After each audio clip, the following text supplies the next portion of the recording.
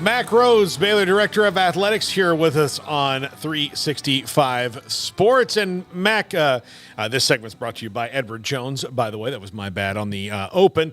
But Mack, this has been now kind of a quiet week in realignment, but you do hear things from other parts of the country. Like Trev Alberts said, the next round of realignment could be a lot more disruptive as it is. Do you guys have to think about that actively, or how do you deal with the good news that's happened now for the Big 12, deal with whatever could be coming later, and kind of guard against anything that's on the outside? Yeah, I think we're living in a time where it seems and feels like anything's possible, and so I think we always need to be mindful and on the lookout. At the same time, we got a lot of work to do when you think about, I think I'll probably reference it as the first four and then the second four to not confuse everybody. But, there was a lot of work in terms of the first four, and with their beginning their membership here on this past July 1, 2023, and now the next four, for next July 1, 2024. And so a lot of work to be done and a lot of conversations to be had. And yet, I think you've always got to be thinking about that next move. We believe that the addition of the 8 to the original 8, positions us well for a next TV contract, that would begin July 1, 2031. So, you think about, all of that. Do I think we get there? I probably would tell you I do, at this point in time. I think, there's still a lot to play out in college athletics. And I think one of the biggest pieces still to play out is the CFP. And, we all know that we're moving to 12, but does that even change? And then, what does the negotiation, the TV negotiation look like, for the CFP, and whatever that ends up being, does that stabilize some things for a period of time as well? So, a lot of different things, to be thinking about. And, but I think to your question, Paul, it's kind of after a big time victory, right? A championship game victory. You want to be able to take a deep breath in and reflect and enjoy. But you gotta get right back to work in terms of, next year and being ready and being prepared. So does that mean no real vacation time between now and the football season that's now looming, given the last time you were on vacation, a lot of that was wheeling and dealing and talking to schools on behalf of the Big 12? Or talking about schools, I should say. Yeah, so, I think that vacation is over as we know it, and we'll get into the football season and as I've had in the past couple of days, yesterday and today, I've had a lot of questions about what's going to happen with the conference name, what's going to happen with scheduling. Are there going to be two divisions? Will football be handled differently than the rest of the sports? When we think about scheduling, all of those things. And so that's just some of the work that we, the Big 12, all of us, I guess 16 of us now need to be thinking about and talking about what does it do for our championships? How many teams are going to go to the women's basketball championship, the men's basketball championship, other championships? And so just a lot to be talking about. And, I think the good thing for the Big 12 about all of this is, we've positioned ourselves. So, if there's some additional change here in the future, that we can be part of that in a positive way, in in a good way. So, and Craig, I think you mentioned, or maybe Paul, but talking about some of the other chatter and the noise with the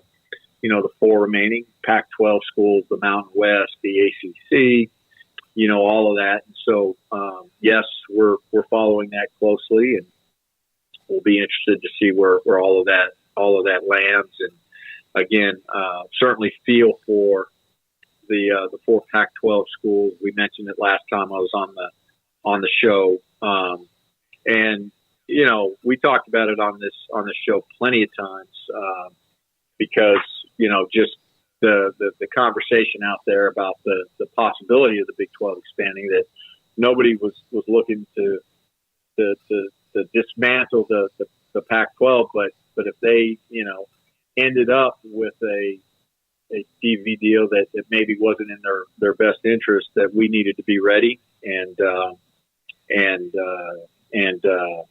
make sure that we had all our ducks in a row and be ready for that moment, and we were. Mack, you're a fun guest because there's a lot of different things that we can talk to you about. But one of the things that I do like to do from time to time is just get insight from, an athletic director's point of view on kind of how things work. So, Dave Aranda's talking the other day, and he's a California guy. He went to Rose Bowls with his father. He brought that up. And so he was saying that, the realignment thing, it's great that it worked out for the Big 12, but it's also a little bit bittersweet. And I know that you had similar thoughts. I mean, you're an Arizona guy, so, you have your own ties there, but what's it like on your end as an athletic director when something like that's occurring and then you're going and telling coaches? Like, how does that process work of, hey, by the way, the Big 12 is expanding, all of a sudden we're going to have these schools and this and that? How does all that kind of unfold from the AD's chair? Yeah, I think that that's a great question. I appreciate the question, but we here, at least within the Baylor Athletic Department, I think we share a lot of information, and we try to be as forthright and as transparent as we possibly can, and give people a heads up so they're not surprised. And particularly with our head coaches. Now, a lot of this was really, really sensitive, and at one moment, right, thought it was going to happen, then we didn't think it was going to happen, then all of a sudden it's happening. And so there are individual conversations with coaches, absolutely, and so we try to do that when appropriate. We try to communicate ahead of time what was going to happen and how it was going to happen. And so really wanted our head coaches to hear from me rather than from a Big 12 press release that we were adding the 3 additional schools. We did the same thing with Colorado. So you try as best you can to be out front and be transparent. And I think we've also had some meetings where just thoughts on we talked with our head coaches at one time, and this is 2 years ago, and this is the craziness of it. How would you feel if we went to the Pac-12? We had those types of conversations. So you try to communicate and be as upfront as you possibly can. Mack, we had Kirby Hocutt on the show earlier today, and he mentioned that you guys have meetings in Dallas coming up. Will Arizona State, Arizona with a new 4 be part of those yet? Or do they even, because it happened so fast, have their ducks in a row to do anything with you guys for the next couple months? Yeah, so appreciate the question. They'll be there. They'll be. I think probably most of the agenda they'll participate in, and there might be a small section portion that they will not, but they'll be there.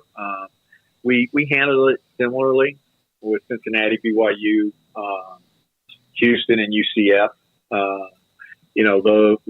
Those athletic directors were were in meetings before their membership officially began on July 1, this past July 1.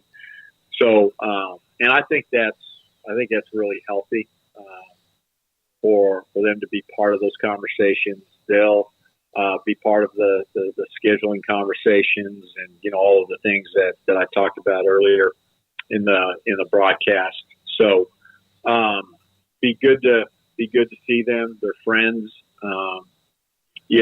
I think this has been a hard time for them. I think if you ask them, they'd be happy and relieved that it's over, that they've got clarity.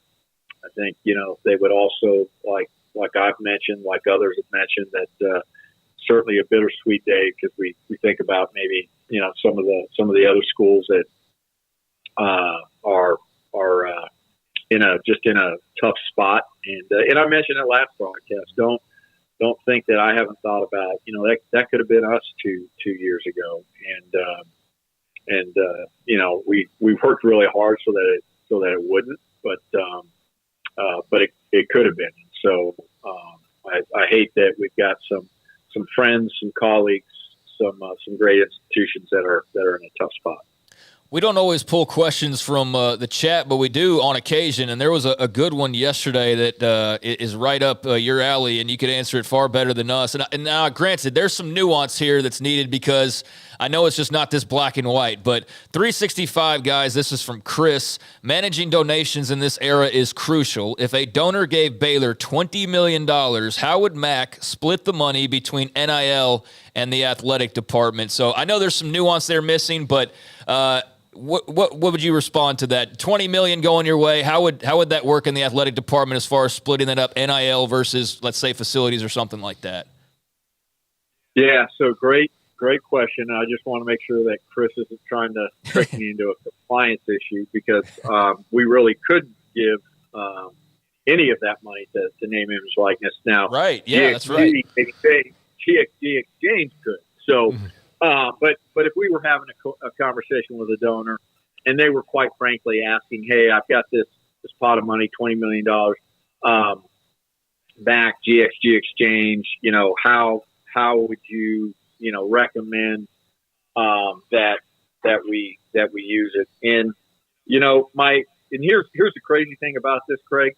My answer tomorrow might be different, and I exaggerate when I say that, but things are changing so quickly. If we end up with federal legislation, I may answer it completely different than I do today. But there's no doubt that I would ask that some of those monies go toward name, image, and likeness. And so it would be some combination thereof of name, image, and likeness.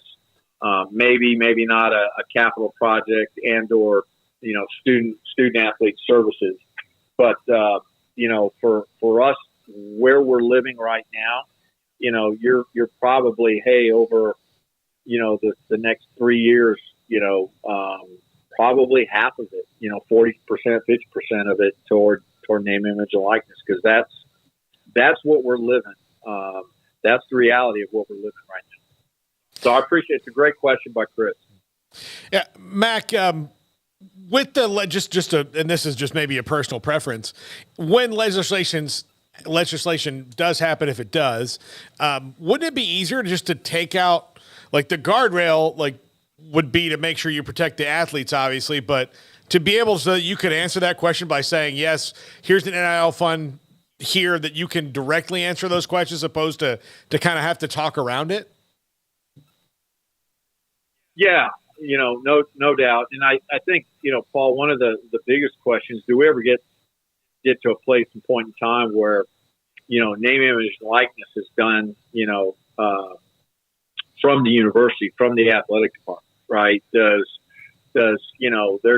We have Bear Foundation, that raises money for scholarships, right? Do we have a division? Do we have a branch of the Bear Foundation that's for name, image, and likeness? Certainly would probably, help with efficiency and cut down on confusion. But, it's really odd. And what I mean by that is, you go back to the old Southwest Conference days, and SMU, and there was rampant things going on that were not in line with NCAA rules, and you had really donors in direct contact with student athletes and providing monies directly. And, I think over the course of time, everybody worked hard to try to clean that up. Now, we all know that still happens and at some places. But, we've gone right back to that. And so now we've got this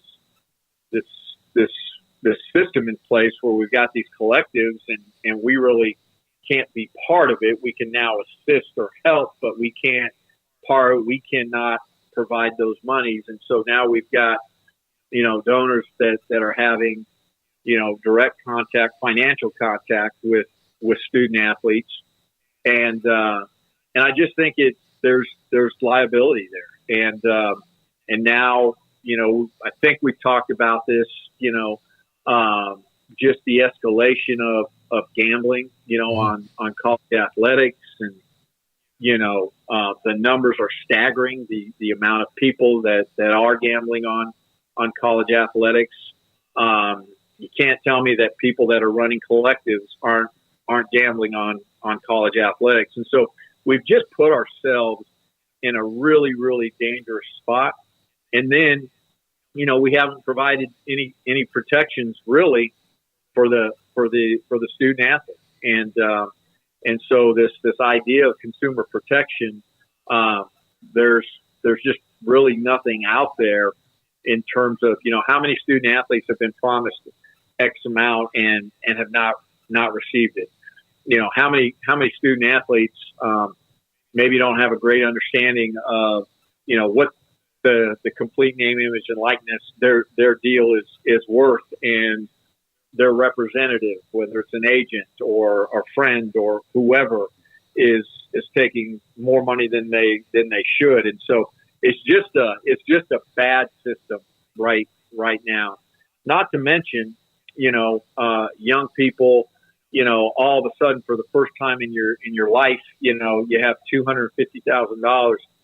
Like what do you do with it? And some student athletes have that infrastructure, whether it's family or somebody that's truly looking out on their best interest. Here's how to manage it. Here's how to handle it. Be responsible. But you would be amazed at how many that do not. And just some of the stories, and it's sad to see how some of our student athletes are being taken advantage of it as well. Mack, last question for you. We had this brought up, I think, in the chat last week. Somebody sent us this question about scheduling. Would you guys be in favor, and you can run this off as your own idea if nobody's brought it up yet, and I'd be totally fine with that because it wasn't ours either. But to roll out the new 16-team Big 12 in 2024, have one weekend where all of the 8 original Big 12 schools and the 8 new school, or the ones that were there, and then the 8 new ones play each other on that weekend.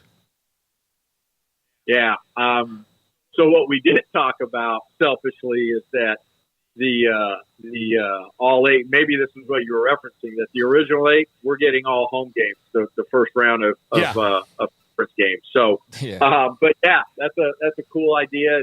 There's been a little bit of conversation, and I joked about this a little bit. Maybe I shouldn't, but I think it'll be interesting to see where Arizona State plays their first conference game. So. Yes, it will. Yes, it will. Yeah, I think that'll be great. Look, and we asked Rand Baker about that last week. I think he's in favor of hosting them the first time out. He's open to it. He's all for it. Yeah. Rand, as you know, is a dear friend, and we work together at Missouri, and I know he's all for it. Don't think he's not for it. So, by the way, he razzed you like crazy on our show last week. Oh, I know he did, and and I will just keep it to myself. But I'm just going to leave it there. It was no picnic working with Ren. He was my number 2 for about 15, 18 months at Missouri. So just keeping him in line was a full-time job. I believe it. Mack, thanks so much. Enjoy the week. We'll talk to you soon. All right. Thank you, gentlemen. Thank you. Mack Rhoades, Baylor Director of Athletics, with us here. And